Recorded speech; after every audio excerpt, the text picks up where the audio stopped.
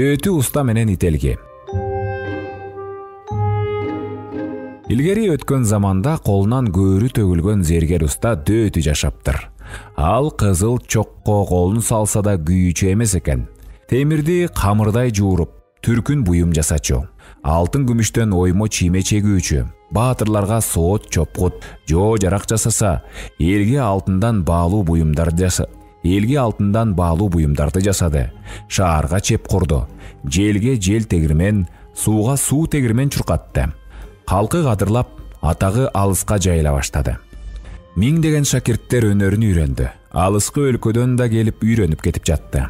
Дөөтү алардан өнөрүн эч аянган жок. Баарына бирдей үйрөттү.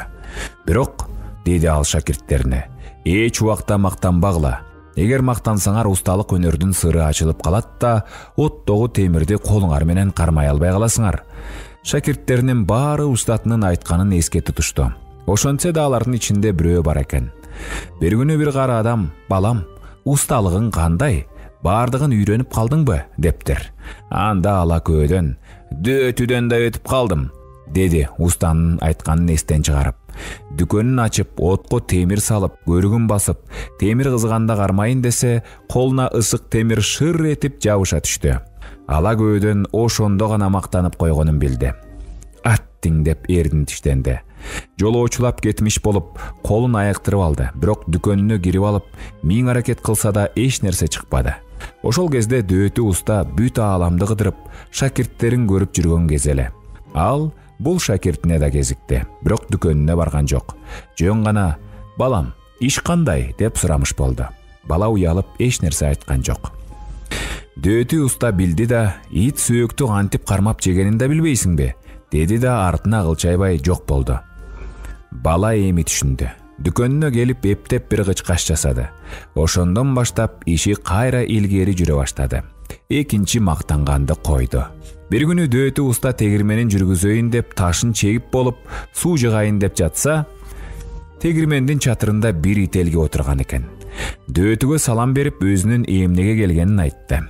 "Мен сиз менен мелдешейин деп келдим эле. Эгерде мен сиздин тегирмендин ташын жара тээп, жүргүзбөй койсом, мага алтындан текөөр салып бересизби?" деп сурады.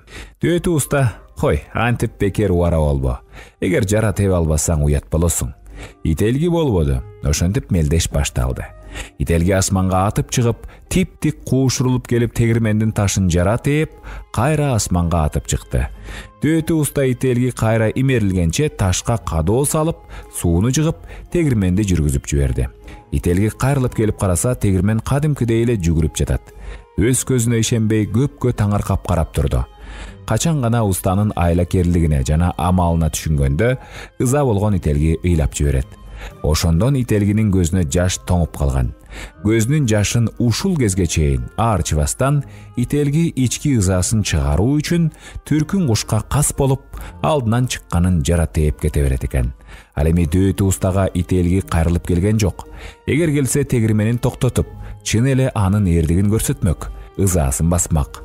Дөөтү уста да ушул кезге чейин ителгини келип калабы деп күтүп жүргөнүн айтышат.